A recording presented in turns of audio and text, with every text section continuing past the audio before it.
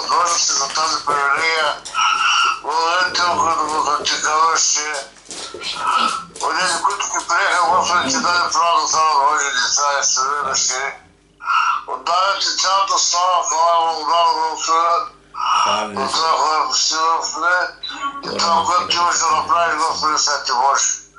Благослови, Господи, да се полетят на цялата земя, бъдат да се там хвърля. Нека, Господи, всяка воля, всяка надела, всяко притеснение, всяка тревога, Господи, да стигнат от живота.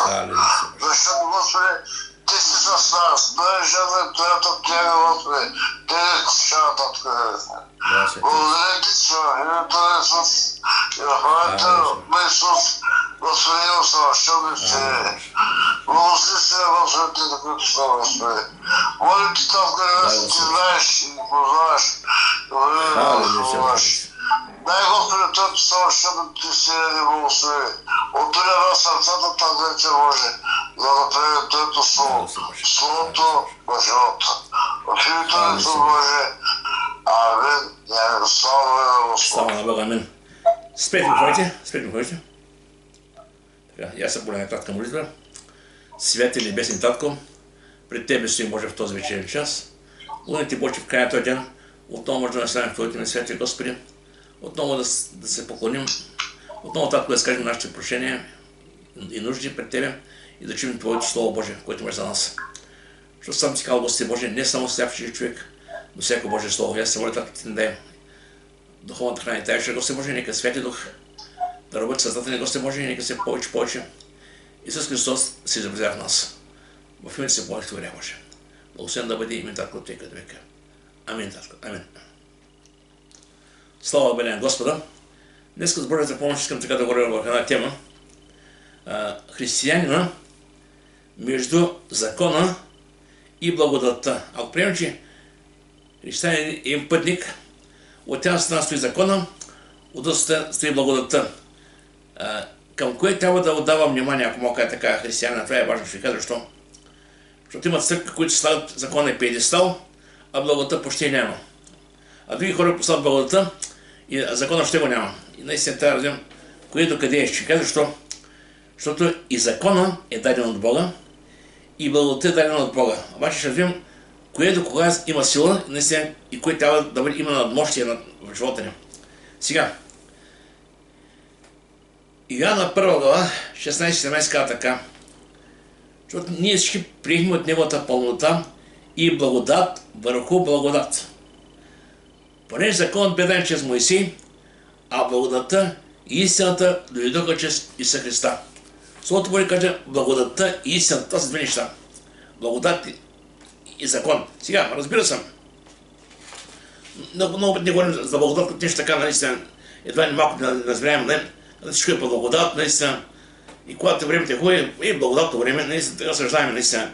В такъв дух. Обаче, самата благодат означава незаслужена милост. Докато закон е закон. И когато няма закон, става беззаконие.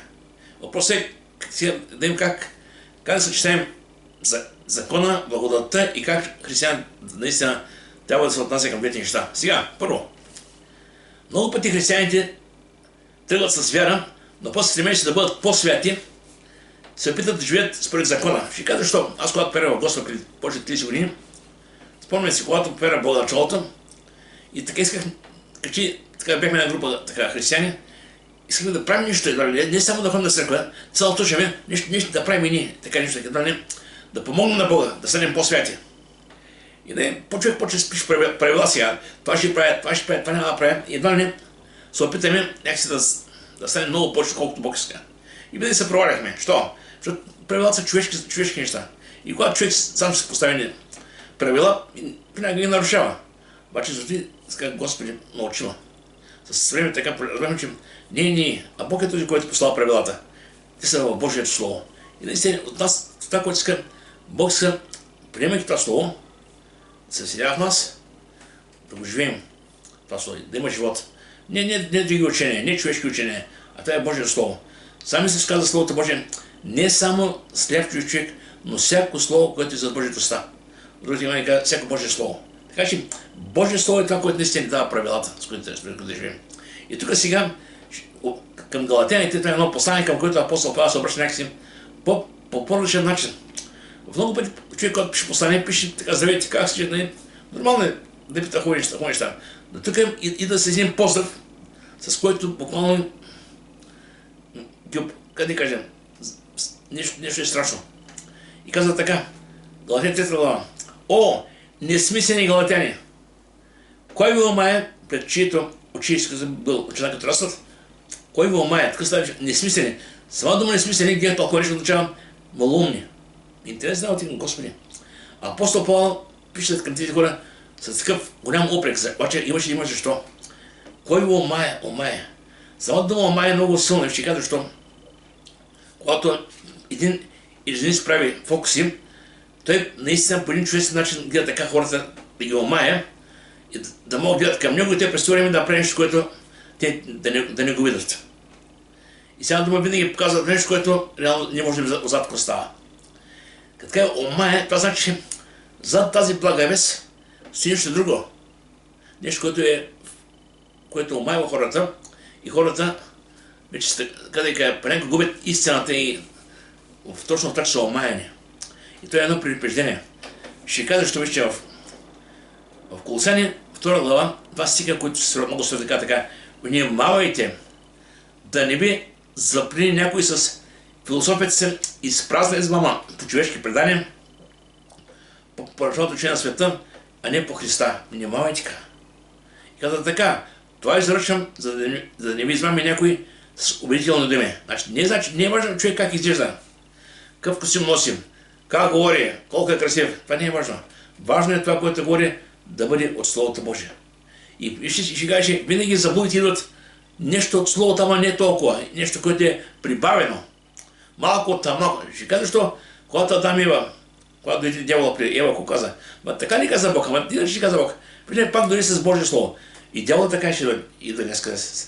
Зато и с Словото Божие каза в 24 глава, първи симптом за нещата, които ще се случат, той каза, внимавайте да не ви заблуди някой. Заблудата действа и днес, разберете ме. И наистина, когато пише апостол Павел към ефесяните по начин, Галатяни, извинете, това и днес идва до нас със същата сила. Не трябва да допускаме учения, които не са библейски, да попадат в нас. Гледа така, че малко клас закласва цялото тесто. Има за това има и секти, има и други учения, и такива църкви, които са не библейски. Точно те са тренирани по Бога, обаче видим, че са допуснали много неща и така създания и други общества. Девете мормоните, Свидетели на Йехова и още други има, не ги знам всички. Всички са оттренали от тук и видим до къде стигат. Сега, когато говорим за закона и за благодатта, трябва да правим една разлика сега. Нещо, което е общо между двете. И закона и благодатта имат общ източник, това е от небето. Закон не лежи, макар че закон беше на Моисей, но това е от небето. И Словото Божие казва, че за целта трябва да имаме правилно разбиране относно закон и относно благодат. Сега. Първо, закон не беше чрез Моисей. Само извинявайте. Сега ще Словото Божие казва така. Изход 20 глава. Когато израелтяните бяха под робство пред Египет 630 години, Бог ги изведе с много чудеса и знамения. И пример вече ги изведе и закара там в една планина и там им се яви. И тогава даде 10 Божии заповеди. Тогава Бог изговори всички тези думи, като каза, аз съм бил твой Бог, който извех с египетска земя от моя росто, да нямаш други Бога освен мен. И тук четете в Изход 20 глава, Второзаконие 5 глава, също се пише това. И той представи 10 Божии заповеди. И сега те трябваше да спазват тези заповеди с Бога, чрез покорството на Словото Божие, да покажат, че са Негови. Защото той каза, ако ви пазите моите заповеди, вие сте мой народ. Значи виждам, че имаше едно условие. Той ги изведе от Египет и каза, ще бъдете мой народ, ако ме следвате и пазите Словото ми. Макар че много пъти се грешаваха и Бог отново ги установяваше. Но сега да минем точно на закона. Сега, защо става точно закона и сега закона валиден ли днес? Това е въпросът сега. Сега в Римляни 3:20 казва така. Сега искам да има ясна представа за самия закон първо. Че ако няма закон, няма да има грех първо. Ще кажа, защо. Представете, ето вие сте хора сме шофьори. Ако ето виж една магистрала и кара с 200 км в час и да спира полицай и ти казвам, господине, вие карате много силно, и кажеш какво е това? И така, там е знак 120. О, не губи, аз съжалявам. И той на страна тази, че там е пишал за 20, той го обява. Ако се не каже. Словото Божие, закона, заповедите, това са знаците в пътя на християнина. И когато ти чеш Словото Божие и тези знаци живееш според тях, живееш според Словото, това ти гарантира, че полека-лека, стъпка в стъпка, ще стигнеш там така стрело. Но ако пренебрегваш заповедите, там пише 120, така с 200, там пише 200, ти кажеш 600. Може да някак се бъсаш и да седеш по пътя. Така и християнството, обичам. Християнството трябва да се образяваме с Божие Слово. И да го живеем. Сега виж кога са Галатяни 3:20 казва така. Първо Галатяни 7 глава, относно да знаем за самия закон, кога Словото Божие. Римляни 7 глава, 7:12 казва така. Тогава що? Да речем ли, че законът е грях? А сега ако кажем, че закон не трябва днес, сега ще кажем, той не е нужен въобще. Ще кажа да не бъдем. Напротив, не бих познал греха, освен чрез закона. Защото не бих познал, че получаването е грех, ако законът не го беше казал. Не пожалвай. Виждам, че законът показва греха. Сега обаче, самият закон ни дава сила да го разреши греха си. В Римляни 7 глава апостол Павел казва, аз казвам, злоба знам кой е добра, ма плътта ма тиги нататък към греха. Окай наш човек каза. Значи виждаме, че законът показва кой си. Аз казвам, законът като едно огледало. Едно огледало, което се оглеждаш и виждаш своите недостатъци. Това е закона. Да, знаеш какво трябва да бъдеш, обаче не си такъв. Но закона не те коригира, не те променя. Този, който те променя е Исус Христос. Сега го ставиш и казва така. Тъй, защото законът е свят и заповедта свята правят не е добра. Сега тук ще е така. Обаче, защо беше даден закона се вижте? Това е много важно, разбирам сега. Римляни 20. Защото ние една твар няма да се оправдае пред него чрез дела, изискани от закона, поне че закона става само познаването на греха. Че закон чеш не лъжи, не кради, не убивай, не прелюбодействай, не пожелавай и други неща. И реално човеки, това показва къде си слаб, къде още има трябва да коригира. Това е Божия стандарт за твоя живот, както трябва да бъдеш. Сега обаче, какво става така? Тогава някой е добре, като не може да им помни закона, за кой давам тогава, виж сега какво става. В Словото Божие казва, давай отгоре на нещо. В Галатяни 3 глава, казва така, 19 секунди. Тогава, защо се даде закона? Това е въпроса. Прибави се с цел да се изядат престъпленията, докато дойде потомъкът, става на Христос, на когото бе дадено обещанието и беше прогласен от ангели чрез един ходатей. И после надолу казва така. Така законът стана за нас дете водител, или законът се хвана за ръката и заведе при Христос. За да не доведе при Христа, за да се оправдаем чрез вяра. Но светилието на вярата не сме под детеводител. Защото всички си Божии чеда, чрез вяра в Исуса Христа. Слава да бъде на Господа. Сега, относно закона пак пише така. Галатяни 2 глава, 16-21. Големите нещо 16 ще кажа защо. Има църкви. Уважавам всяка на църква, разбира се. Където законът е поставен на пиедестал. И всеки се опитва да се борят. И се опитват да живеят посред закона. И не успяват, ще кажа защо. Защото с тази плът не може да завършим закона. Да го изпълним. Ако законът беше изпълним с плътта, нямаше да е Христос. Законът само показва Божия стандарт и колко сме недостойни като хора. Дед казвам, заплатата на греха е смърт, това е закона. А благодата е Божия дар е вечен живот в лицето на нашия Господ. Виждате ли коя е разликата? Законът каза, грешен си, да служава смърт. А Исус каза, да, знам, че грешен, а аз съм след тебе. И тук Словото Божие каза така.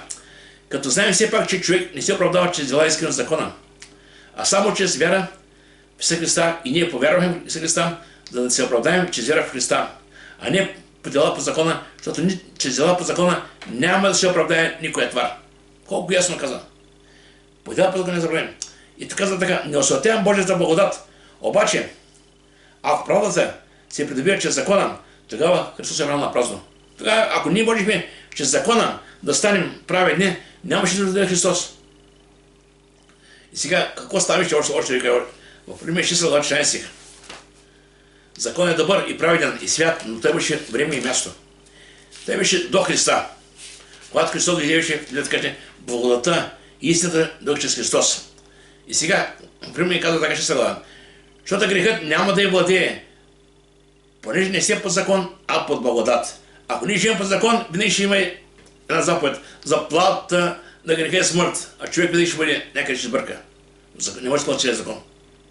Но, когато си под благодат, знаеш, че има един, който е минал за теб, един, който е минал за теб, един, който те приема какъвто си.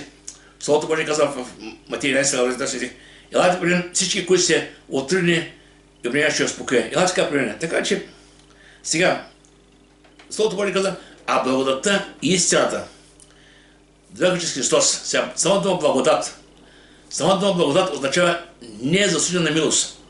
Значи никой от нас не заслужаваше нищо добро. Никой не може да каже, аз бях толкова добър, затова Исус Бог ме спаси. Не. Не си бил добър. Си бил един грешник, който е по толкова вада, като всички останали. Но Исус направи правилно дело на кръста. И той там умря за греха на целия свят. Той умря за моите и за твоите грехове и за греха на целия свят. И всеки един човек, преминайки през тази земя, има възможност да извика към него, да повярва в него и да го приеме и да получи този живот. И нещо повече, каза Словото Божие така, или презираш неговата богата благост и търпеливост и дълготърпение, без да знаеш, че Божията благост е назначена да те води към покаяние. Божията благост, Божията милост, Божията любов води хората към покаяние. Сега има много хора, които мислят, едва не, Бог е там някой навъсен старец, който стои високо и постоянно гледа с навъсени врежди и постоянно недоволен, сърдит. Не, това не е Бог. Това не е Бог от Библията. Да, така че Бог е добър, Бог е милостив, Божията благост, Божията доброта. Да, Бог е справедлив, има и Божий гняв, но като цяло Бог е любов и Бог обича хората. И именно пред тази любов той даде Христос, който дойде на кръста на Голгота. Сега, относно благодатта, първо, Словото Божие каже, ние сме спасени по благодат. Значи, никой от нас сам със своите сили не може да се спаси. Никой от нас със своите сили не може да заслужи спасението си. Някой може да каже, в този свет сега правиш нещо, да казваш се какво можеш, какво не можеш и да взимат на работа и ставаш там майстор нещо. При Бога идва човек и няма какво да направи, за да заслужи нещо. При Бога можеш само да се смириш пред Бога, да се покаеш и да приемеш тая жертва на кръста. И тогава Бог да приема и каза, ела при мен. И така, а на които го приеха, Бог даде право, се нарекат Божи чеда. Слава добре на Господа. Така че, в Писание 2:8 така, защото по благодат спасени, чрез вяра. И то не е от самите вас. Това е дар от Бога. Не чрез дела да се похвали никой. По благодат спасени. Значи това е неzaслужена милост. Никой от нас не е заслужавал и Бога направил. Помните в Деяния на апостолите, когато Петър и Йоанна на 50-ница имаше един кут човек там пред храма. И Петър му каза, злато и сребро аз нямам, на който имам да ти дам. В името стани и ходи. Човека стана. И после радостен влезе в храма и поскачаше и викаше, те го познаха всички. Защото те беше на човек на възраст около 60 години и те бяха свикнали там пред храма. И тогава, докато имаше еуфория, преди хванаха Петър и Йоан, а в Зандана. Казаха, повече няма да говорите за този. Кой е този, за който говорите ви? И тогава Петър каза, това е Исус Христос. Защото и няма друго име, чрез което да спасим. Няма друго име да дадем на човеците. Няма друго име. Имат много религии, много учения, но името, което спасява е само едно. Исус каза, аз съм пътят, аз съм истината, аз съм и живота и никой не дохожда при Отца, освен чрез мен. Именно Божията любов виждаме на къде се измина кръста. И Бог изпрати Христос, още когато бяхме грешници, нямаше нито един праведен. Словото Божие казва така, но Бог препоръчва своята към нас любов, това, че когато още бяхме грешници, Христос умря за нас. Още когато бяхме грешни, нямаше нито един, който да служава. Сега, относно благодатта, не спасяваме чрез благодат, но благодатта е сила във време на нужда, в скърби, в страдание. Ще ги става много пример. Представете си, ето, някой преминава през някаква болест. Говорим за християнин. Или някакъв скърб преминава. И реално има неща, които трябва да претърпи, които са твърде големи за него. Той няма тази сила но Бог идва и му дава мира си. И много пъти срещу християни, които са минали през много трудни изпитания, минават с радост, с мир и с утеха. Що ли? Бог дава благодат. Бог дава сила, Бог дава наистина, което е необходимо на този човек. Да може той да премине и наистина после да държи нагоре. Това е много важно. Самия апостол Павел, това е апостол, който е писал половината Библия, половината Нов Завет, той е имал и трън в плътта. Сега точно какво е тръна, аз не мога да кажа, Бог знае. Има различни коментари за това, но Словото Божие казва така. Той пише сам на себе си.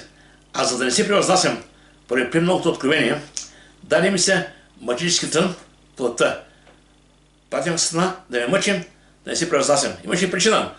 Знаеш ли много, да се разгорди, Бог допъсна трън в плътта му. И ще какво става сега?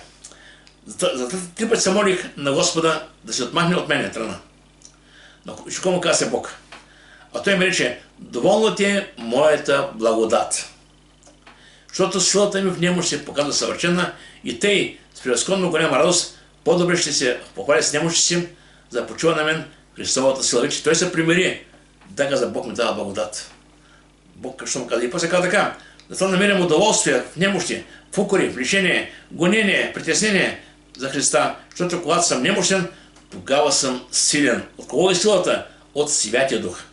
Благодатта. Словото Божие казва в първи начин, че този, който е във вас, е по-велик от този, който е света. Или Бог дава благодат, която е помага време нужда. Сега, защо самия апостол Павел се обръща към тази църква с тези много силни думи, с този укор, ако мога така? О, несмислени галатяни! Сега, проблемът, знаете какво? Проблемът е, че тези хора бяха познали Бога, а се връщат към старите учения. Сега ще дам ви пример сега. Има много хора, които там са научили, имат някакви там, кажем, традиции от миналото, баби, дядовци, и казват, това е християнството там. Аз така съм научил от баба ми, от дядо ми, и така си върви. Пазене на дни, върши отделни неща, и това е, нали, така, мисля, че добро. И да време, когато той чува за Христос, истински, покаява се, приема го, тръгва с вяра пред него, и Бог го благославя. И минава време, и почва полека да се връща пак към старите, към бабините там ритуали, традиции. И апостол Павел се гневи. Той каза, ви познахте Господа, видяхте всичко това, което направи вашия живот. И пак се връща обратно назад. И каза така, дали в предната глава, много интересно казва, той знае, че има хора, които, когато той е пропел Благата вест, имало хора, които идват с други учения. Както днес е приеман, има хора за християнство, има хора, които за Мохамед, има хора, които за Буда, има хора за Кришна. Има много учения. И по време на апостол Павел има хора, които са проповядали други неща. И той, кой им каза сега на прав текст? Чуй се как ви оставате онзи, който е призова чрез Христовата благодат и така скоро преминавате към друго благовестие, нещо друго, лично, което не е друго благовестие, но е дело на неколцина, които я смущават и искат да изопачат Христовата благовестие, и започват го, прибавят или отнемат и след да почва вече да не върши работа. Но ако сами ние или ангел от небето ви проповяда друго благовестие, освен това, което ви проповядахме, нека бъде проклет. Погледнете за колко е силно нещо. Защото приемаш друго учение, друго слово, преди ти отиваш на друг път. И пътят към небето е тесен. И както е сега, казахме, така пак казвам, ако някой ви проповяда друго благовестие, освен това, което приехте, нека бъде проклет.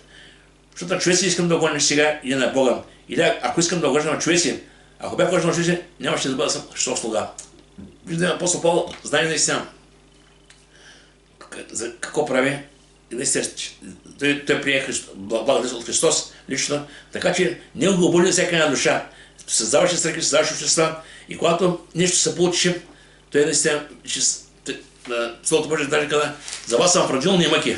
Цяла дума усещаше така, сърцето го болише за тези хора, които отпадаха и които се заблуждаваха.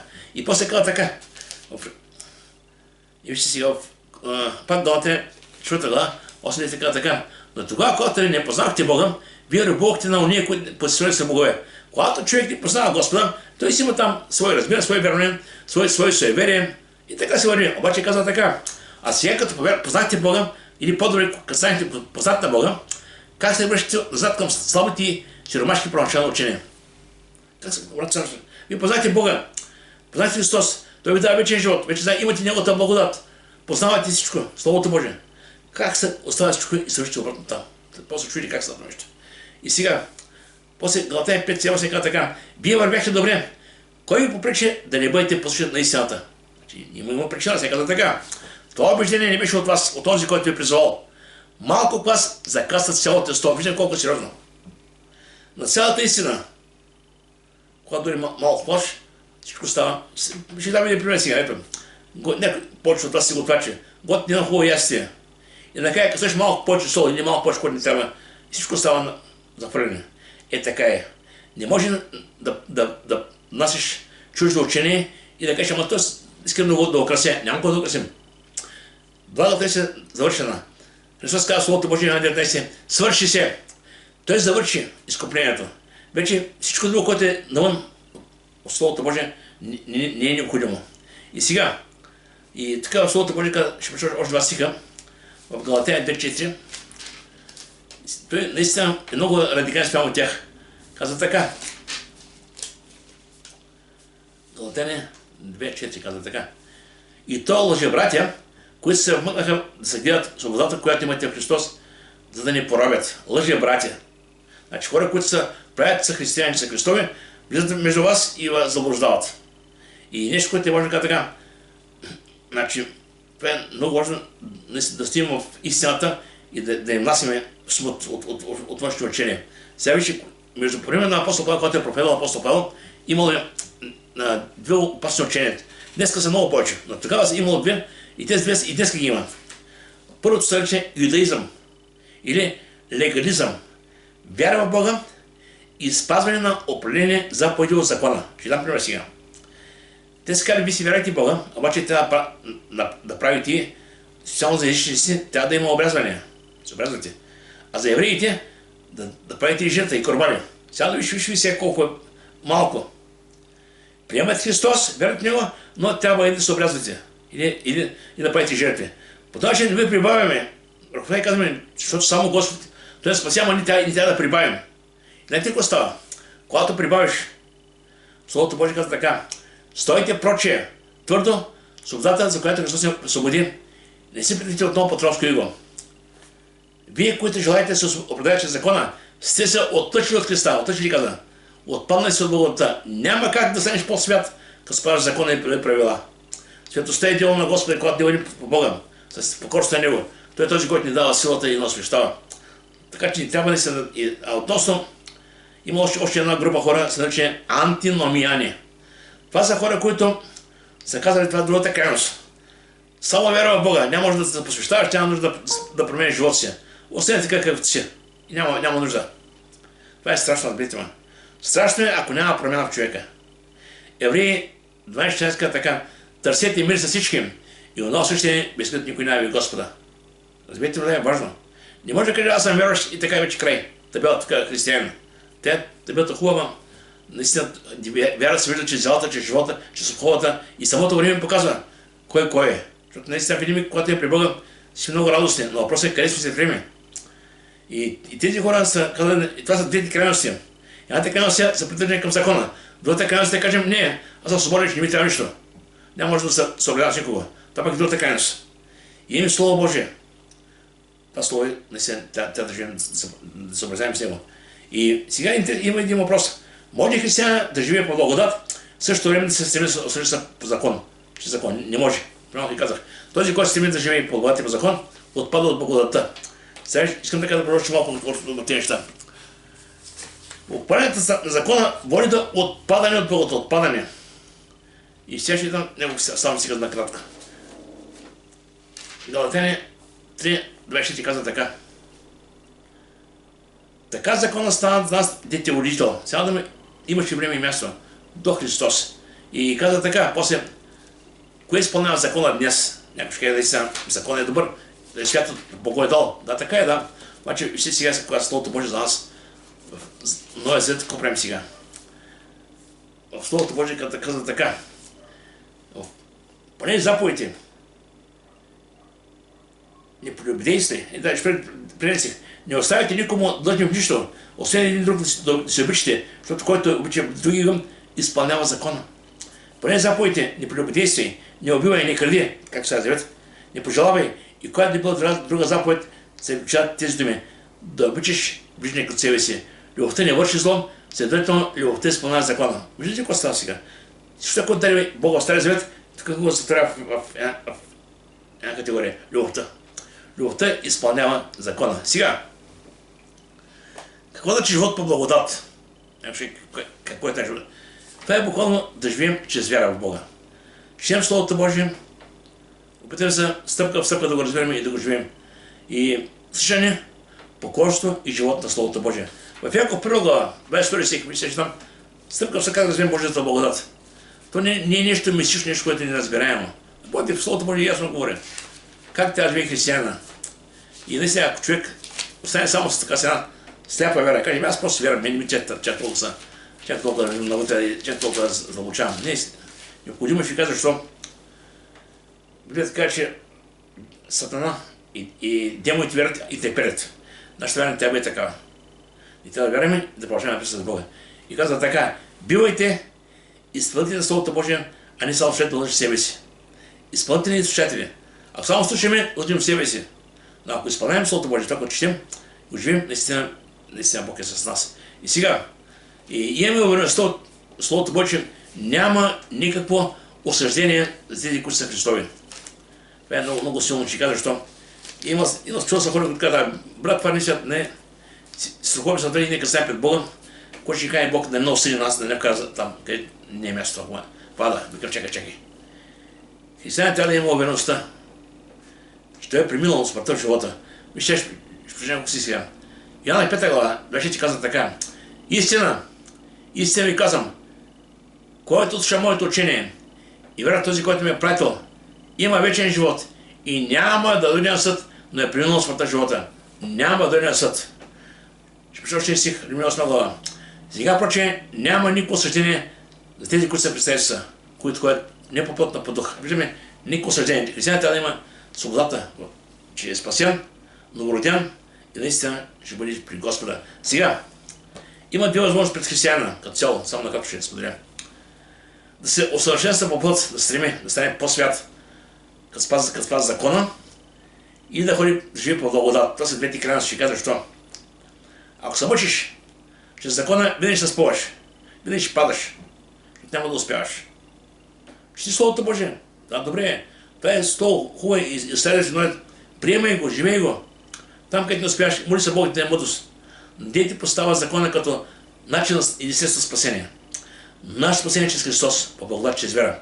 И този, който вярва в Бога, наистина стреми да живее чрез вяра. Сега вижте, ще дам няколко стиха, когато човек се опитва да се усъвършенства, по път да стане по-добър. Сега ще прочета Галатяни 3:10 казва така.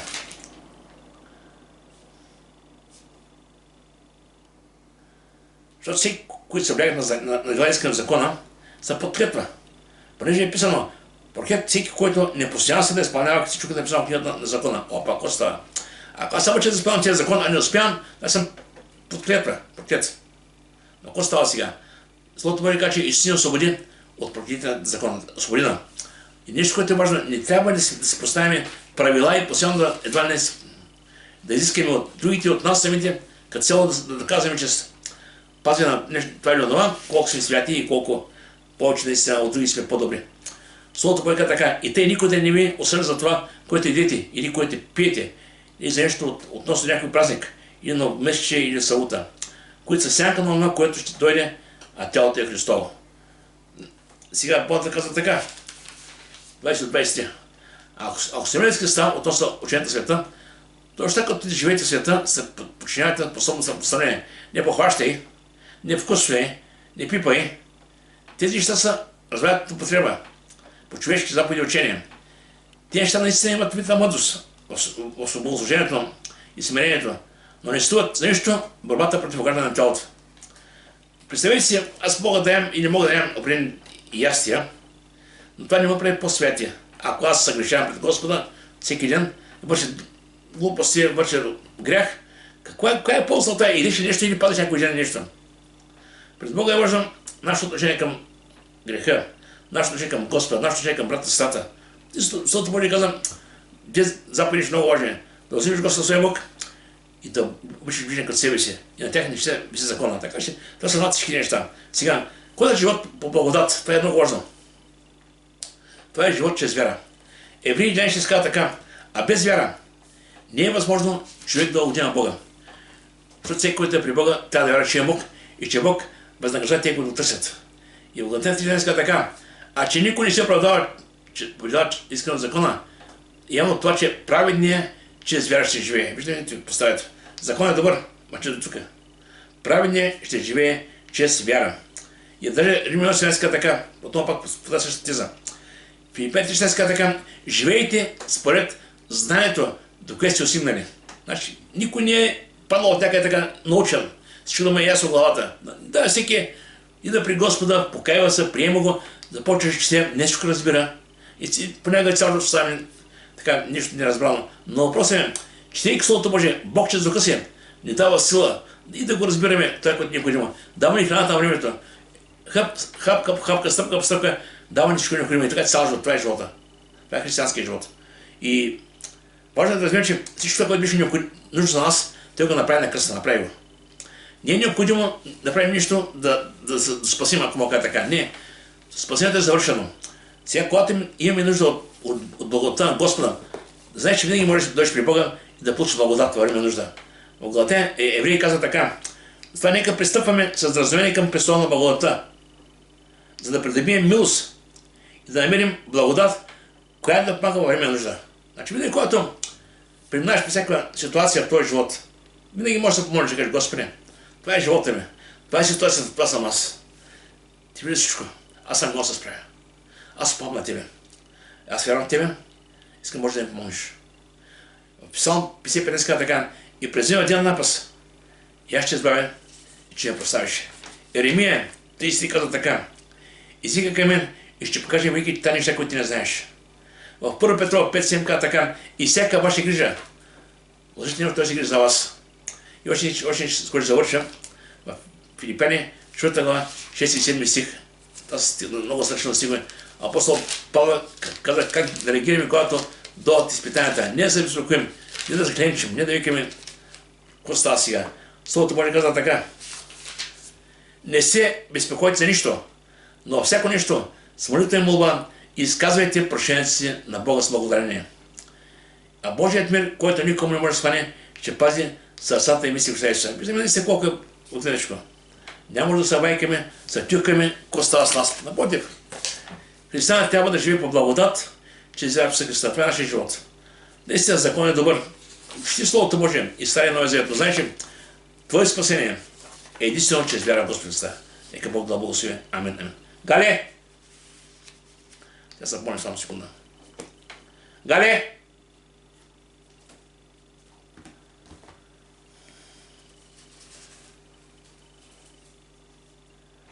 Святи небесни Татко, пред Тебе се Боже в този вечерен час. Благодарим Ти, Боже, днес чуя си прекрасен ден.